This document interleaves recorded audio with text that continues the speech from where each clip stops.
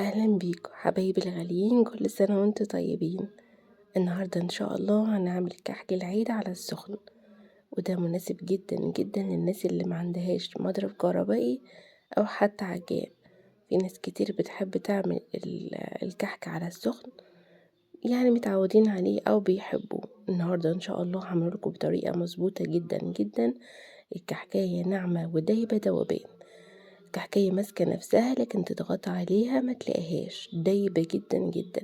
هقول لكم ازاي تختار نوع الدقيق المظبوط اللي يطلع معاكي والنواعم دايبة ومظبوطة جدا، كمان درجة التسوية المظبوطة، وازاي الملبن يطلع معاكي كده زي ما هو، ما يشدش ولا يفور جوه الكحكاية. تابعوا الفيديو للآخر وما تنسوش لايك وشير ونسمي بسم الله. وأول حاجة عندنا هنحضرها هي السمنة. عندي هنا 550 جرام من السمنة، أي نوع تفضليه. تمام، المهم يكون ريحته حلوة. على بال ما السمنة تسخن معايا، أنا عايزاها تسخن بس مش هقدحها على الآخر. هحضر الحشوة بتاعتي وهي الملبن. أنا يدوب بس بقطعه بالسكينة أو بالمقص عشان ما يفرش معانا. هاخد كل قطعة كده حوالي 5 جرام لو حابة توزنيها على الميزان. بعد كده هنحضر المواد الجافة بتاعتنا، وعندي هنا كيلو من الدقيق المنخول. هاخد عليه 4 معالق كبار مليانين من السكر وبعيرهم قبل الطحن. وانا هنا استخدمت دقيق الكوثر، وده سعر مناسب جدا جدا، وكمان بيطلع معاكي النواعم مظبوطة جدا وما تنشفش معاكي. ابعدي تماما عن اي نوع دقيق يكون سايب، عشان الدقيق السايب ما بيكونش مظبوط. تمام، وبيطلع معاكي النواعم ناشفة. وممكن تستخدمي اللي هو الدقيق الخاص بالكحك والبسكوت، اي ماركة تفضليها، المهم يكون مكتوب عليه دقيق خاص بالكحك والبسكوت. تمام كده. بعد كده حطيت على الدقيق نص معلقة صغيرة من الملح ونص معلقة صغيرة من البيكنج باودر بوزن حوالي 2 جرام. تمام. وبعد كده نزلت ب 3 معالق كبار مليانين من السمسم المحمص، محمصاه على البوتاجاز، ما بشرهوش محمص. بعمل فتحة كده في الدقيق وبحط السمسم في النص عشان انزل عليه السمنة سخنة. تمام.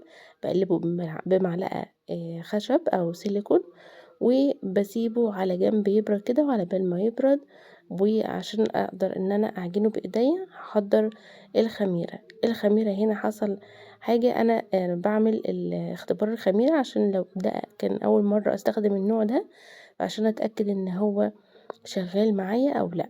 حطيت معلقة صغيرة ممسوحة جدا من الخميرة ومعلقة صغيرة من السكر على كوباية الا ربع من المية الدافية، وقلبتهم مع بعض وسبتهم حوالي 5 دقايق يخمروا، وغطيتهم بغطا كده على بال ما بسيت الدقيق بالسمنة كده. زي ما انتم شايفين كان عدى حوالي ربع ساعة. اهم خطوة في الكحكة هي بس الدقيق بالسمنة. قعدت بس فيها كده زي ما انتم شايفين بين ايديا، تمام، لحد ما الدقيق اتشرب السمنة كويس جدا.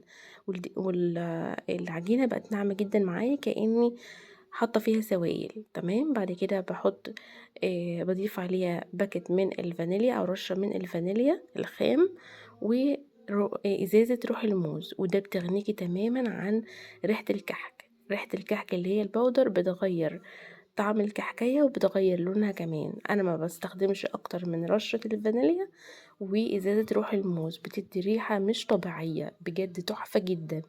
بديها تقليبة كده مع العجينة قبل ما اضيف السوائل. تمام، بالشكل اللي انتوا شايفينه ده. خلاص، شايفين ما شاء الله العجينة قوامها عامل ازاي كده؟ لسه ما ضفناش اي سوائل نهائي. الخميرة كان عدى عليها حوالي ربع ساعة، وزي ما انتوا شايفين ما اختمرتش. فالمفروض لو الخميرة شغالة بتعمل فوران عالي كده وبتعمل فقاعات كتير، فانا استبعد الخميرة دي تماما. والحمد لله انا عملت الخطوة دي عشان اعرف ان الخميره بتاعتي شغاله ولا لا. ومتعوده ان انا اعمل اختبار الخميره ده، خصوصا لما يكون نوعيه انا ما استخدمتهاش قبل كده ومش عارفه اذا كانت مظبوطه ولا لا. فاختبار الخميره لازم تعملوه. تمام. انا استبعدت الخميره دي تماما، وبعد كده جبت جبت نوع تاني يعني انا واثقه فيه، ما عملتلوش اختبار بقى. نص معلقه صغيره ممسوحه من الخميره الفوريه حطيتها على العجينه، ونزلت بيه كوباية إلا ربع من المية الدافية، مية دافية زي دمع العين، نزلت بيها كلها مرة واحدة، لأن أنا عارفة المقدار المظبوط اللي هتاخد أقل من كده ولا أكتر من كده سوائل. تمام، نزلت بيها يا دوب بقلب بإيدي كأني أو مضرب كهربائي أو عجين بصوابع إيدي بس. ممنوع تعجيني في الكحك بعد ما تضيفي السوائل، عشان الكحكاية ما تنشفش معاكي وتبقى معضمة، ترديها في الحيطة ترجعلك تاني. حطيت المية ما يعني دوبك تقلبي ما تعجنيش. شايفين العجينة قوامها عامل ازاي؟ عجينة بتقطب مفيش فيها أي عرق نهائي. تمام، هدمجها كده زي ما انتوا شايفين، هضغط عليها اغطيها بكيس بلاستيك وهسيبها حوالي 5 دقايق على بال ما احضر بقى، سواء مثلا الحشوة او هحضر مثلا السجان بتاعتي او احضر الفرن. وفي الوقت ده بيكون محضرة الفرن بتاعي على درجة حرارة 180. لازم الكعك او النواعم تدخل الفرن ساخن قبلها بفترة حوالي تلت ساعة عشان درجة الحرارة تكون مظبوطة. عندي بقى هنا حجم الكحكاية، كل قطعة باخدها كده حوالي 20 جرام. تمام، باخد قطعة عجين، لو حابة توزنيها على الميزان عشان الكحك كله يطلع مقاس واحد ممكن توزنيها. وحجم الملبن هيبقى وزنه 5 جرام. باخد قطعة الملبن بلينها بين ايديا كده وبكورها وبحشي بيها الكحكاية كده زي ما شفتوا. تمام، بدمج قطعة العجين كويس جدا بين ايديا، وبعد كده بحشيها بالحشوة زي ما شفتوا. تمام، وبكورها عشان تبقى ناعمة معايا كده زي ما انتوا شايفين. وبالمنقاش هبتدي انقش كده، والشكل موضح اكتر من ان انا اشرح لكم. تمام، هعمل كذا شكل معايا هتشوفوه. اختاروا بقى الشكل اللي يناسبكم او الشكل اللي تحبيه. شايفين النقشة عاملة ازاي قبل ما ندخلها الفرن؟ ثابتة جدا، هتشوفوها زي ما شفتها كده في بداية الفيديو. نقشة ثابتة زي ما هي، ما راحتش، ما حصلش فيها اي حاجة. وده شكل تاني اللي هو شكل ورقة الشجرة، بعملها كده زي ما انتوا شايفين وبقسمها من النص على الجوانب كده بنقشها بالشكل اللي انتوا شايفينه ده. تمام، والشكل موضح جدا كده زي ما انتوا شايفين، اكتر من ان انا اقول لكم عليه. خلاص، هعمل هنا بقى شكل تاني، وزي ما قلت لكم اختاروا الشكل اللي انت عايزينه. اهم حاجة في الكحك او النواعم عموما هي نوعية الدقيق. زي ما قلت لكم انا مستخدمة نوعية دقيق اللي هي الكوثر او دقيق الخاص بالكحك، لازم يكون مكتوب عليه دقيق خاص بالكحك والبسكوت. تمام، اي نوع او ماركة تفضليها، المهم يكون مكتوب عليه دقيق خاص بالكحك والبسكوت. تمام، بعد كده عندي اهم حاجة تاني اهم خطوة في الكحك هو بس الدقيق بالسمنة. تبسيها مش اقل من 10 دقايق لو على ايديك او حتى في العجان. السوائل لما ننزل بيها ما نعجنش. تمام، يا دوبك نلم العجينة بالسوائل بس. خلاص، الكحك ما بنخمروش، هو في خميرة لكن ما بنخمروش.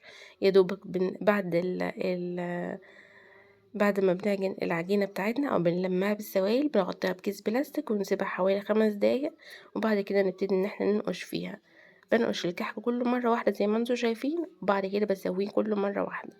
بكون محضرة الفرن بتاعي لازم يكون ساخن قبلها بحوالي نص ساعة او تلت ساعة. يعني من بداية ما ابتدي انقش في الكحك انا بشغل الفرن بتاعي عشان ياخد درجة حرارة مظبوطة على درجة حرارة 180.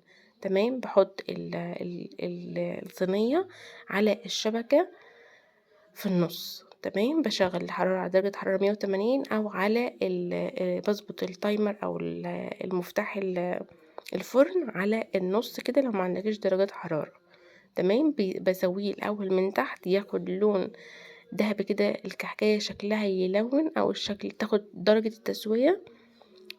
لو الفرن بتاعك ما بيسويش الحاجة من فوق زي من تحت، هنيجي في الاخر نشغل الشواية على اهدى نار عندك، والصينية تكون بعيد عن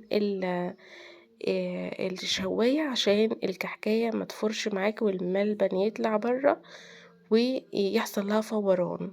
تمام، وكمان تاخد لون تسوية مش حلو او محروق. انا هنا بسم الله ما شاء الله التسوية مظبوطة جدا، لون ذهبي حلو من فوق زي من تحت، زي ما انتم شايفين كده. الكاميرا والله او الاضاءة ظلمة التصوير فعليا. انا عندي الاضاءة في المطبخ صعبة جدا يعني، وحشة جدا، مش لذلك انا مشغلة الفلاش عشان اقدر اصور او اقدر ان انا اوريكم زي ما انتم شايفين كده، ولكن برضو مش جايبة اللون الحقيقي اللي هو فعلا عليه. شايفين شكل الكحكاية زي ما دخلت زي ما خرجت، اخدت درجة تسوية بس او حجم التسوية يعني بتفرد شوية لكن مش بتفرش. تمام زي ما انتوا شايفين كده، النقشة ثابتة زي ما هي، ما راحتش، والكحكاية حجمها زي ما هو، ما فرشش معانا او مسحتش الملبن، مسحش او مفرش جوه الكحكاية. واللون والتسوية زي ما انتوا شايفين كده بجد تحفة جدا. لو عملتوا كل حاجة انا قلتها في الفيديو هتاكلي احلى واطعم والذ كحك ممكن تكون دقتيه. الطعم والريحة بجد ما يتوصفش. شايفين انا افتح لكم كحكاية عشان تشوفوا شكل الملبن من جوه. الملبن طري ما بيشدش، الكحكاية بتدوب دوبان في البق، ما بتلكش كده. درجة التسوية لازم تسويه كويس جدا، ما تطلعيش الكحكاية بيضة، عشان لو طلعتيها بيضة هتطرى معاكي بسرعة. تمام، وطعمها هيغير. فلازم تسويها كده بلون دهبي حلو زي من فوق زي من تحت. شايفين كمان كحكاية من جوه لونها دهبي، درجة تسوية واحدة، الكحكاية مش متحملة تضغط عليها بتدوب معاكي دوبان. الريحة والطعم بجد ما يتوصفش. جربوا الكحك السنة دي بالطريقة دي كده، بجد هيعجبكم جدا جدا. انتظروا كمان الفيديو اللي جاي ان شاء الله، هنعمل الكحك على البارد للناس اللي هي بتحب الكحك على البارد. شايفين شكل الملبن عامل ازاي؟ بجد تحفة جدا ما شاء الله اللهم بارك. جربوه وبالهنا والشفا، وربنا يصلح ما بين ايديكم جميعا. ما تنسوش تعملوا لايك وشير للفيديو. اشوفكم على خير الفيديو اللي جاي، والسلام عليكم.